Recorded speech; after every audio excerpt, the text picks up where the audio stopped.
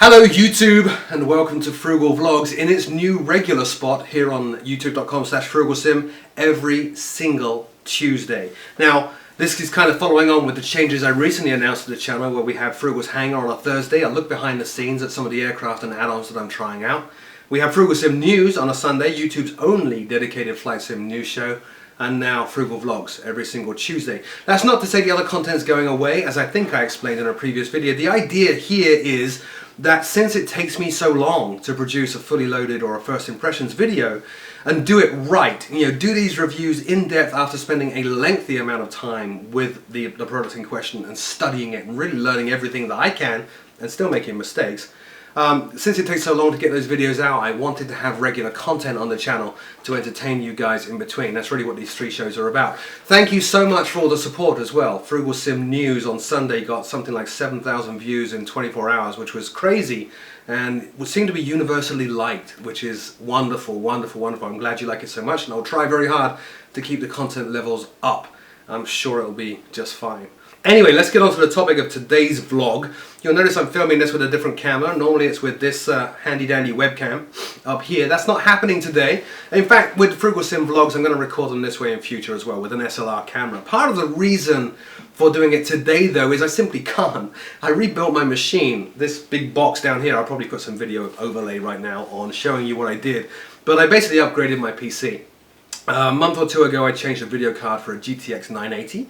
I've now changed out the motherboard, the processor, the cooler and the memory. So it's basically, from 3 months ago, it's basically a completely new PC. I've gone to the Intel 4790K processor with an Asus Sabertooth Z97 motherboard, faster memory, G-Skill Sniper memory, and an immense Noctua NH-D14 cooler, which is actually more efficient and more effective than the old Corsair H100i water cooler that I had. Go figure that, but this thing's crazy immense. But anyway, that was all done last night, and I said, I'm sure I did a video on this, but I said, I think in that previous video, that when I make this change, I'm going to reinstall everything from scratch. So sure enough, that's where we're at. The PC was built last night. As of today, Windows 8.1 is on the machine behind me, and I always swore I would never touch Windows 8, but you guys keep requesting tips and hints and tweaks and stuff to Windows 8, so now will be the time to do it. And you can see over here, Steam is running, and I'm gradually installing all my software. So on Steam, we have a lot of flight simulators now. I've got Rise of Flight installed. I've got IL-2 Battle of Stalingrad is installed. DCS World is installed. X-Plane 10 is installed. And the obvious one that's missing from that list, of course, is FSX. Now, I had hoped that rebuilding my PC and going would give me the opportunity to go to FSX Steam Edition full-time, start doing videos on that, starting off with an in-depth look at it, explaining what I think about it and really pulling back the covers on it. I can't. I actually can't do it. I really can't do it. It would be bad for my family to do that. The reason why, I have articles to do right now for PC Pilot magazine. One of those articles is on an add-on to PMDG's 777. So think of PMDG's 777 as an add-on to FSX. This is an add-on to that. I can't do that with FSX Steam Edition because FSX Steam Edition does not support PMDG aircraft or vice versa, depending on which side of the fence you're sitting on. Okay, so I thought maybe I can get around that by putting Classic FSX on my Origin notebook that I run all the live streams on. I'll put Classic FSX over there and I'll do the article that way. But everything else FSX wise I'll do on my main PC. And then I can just go with FSX Steam Edition that way. And then I found out, well, I knew FSUI PC that I rely on for my controls was not supported on day one. It is supported now.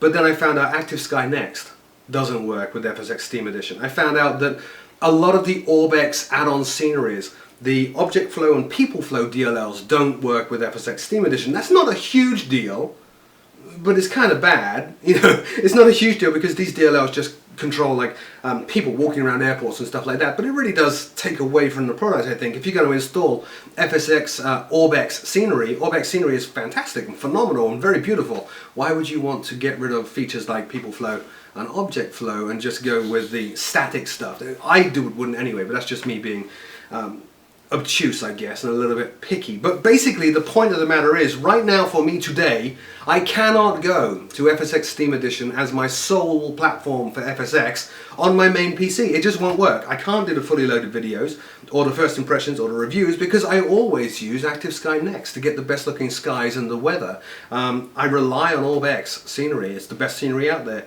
I can't use it to its full potential in my videos if I go FSX Steam Edition on this machine. I can't write my articles for PC Pilot if I don't have FSX Classic somewhere around. So for the time being, I'm going to stick with FSX Classic. I do expect, I'm not shying away from doing the FSX Steam Edition videos. I am going to do them, absolutely I'm going to do them, but I'm going to wait a little longer. But this does bring up a little bit of an axe to grind that I've been carrying with Dovetail. Now, let me get it out of the way first. FSX Steam Edition is the future of FSX. And Dovetail are our knights in shining armor for coming along, picking up the license to it, and saying that they will carry it forward and do bug fixes, patches, changes, enhancements, and ultimately a brand new sim. Maybe based on that, maybe based on something else. But Dovetail, thank you, you're our heroes, you're our gods. The problem I have, the axe to grind that I have, is that the only reason FSX had any value at all for a company like Dovetail to come along and buy it is because of us, the community.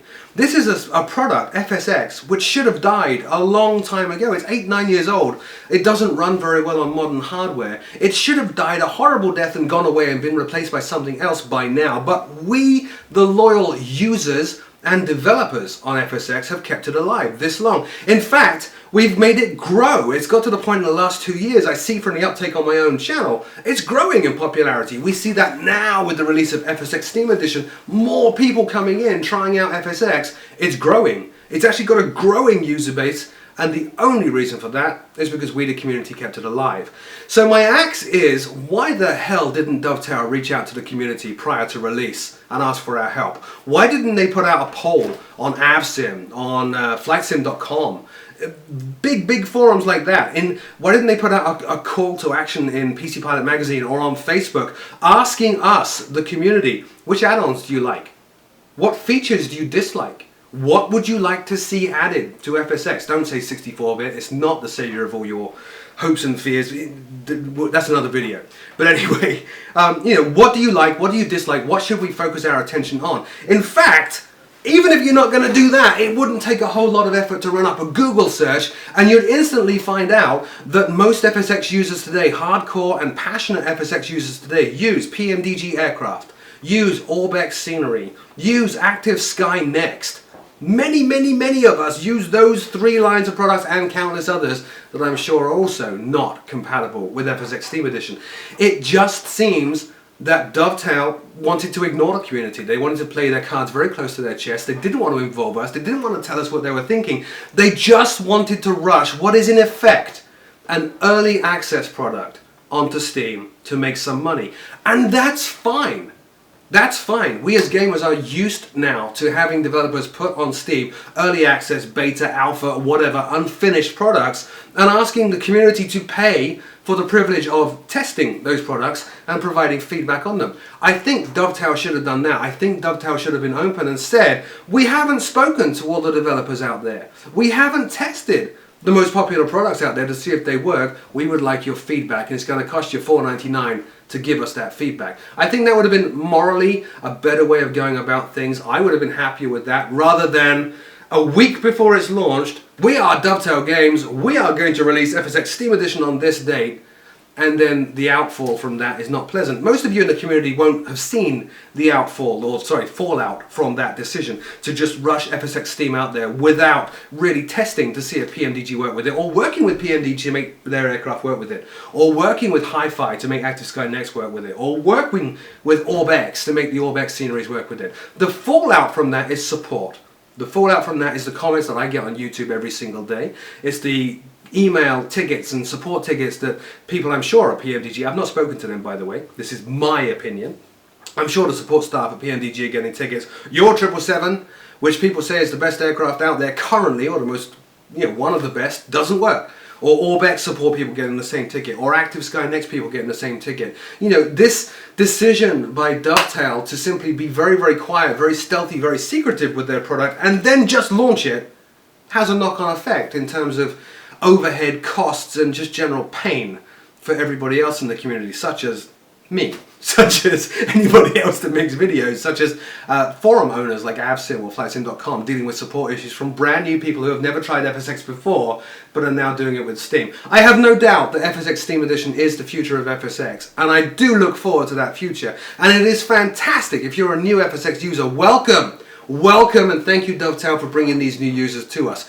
Those things are great. My only axe to grind is that Dovetail should have involved the community that kept the product alive for so long. And I really hope that in the future Dovetail do start doing that. I have been looking at the train sim forums and train sim communities out there, the other big property that Dovetail owned, which incidentally, way back in the mist of time, used to be Microsoft Train Sim.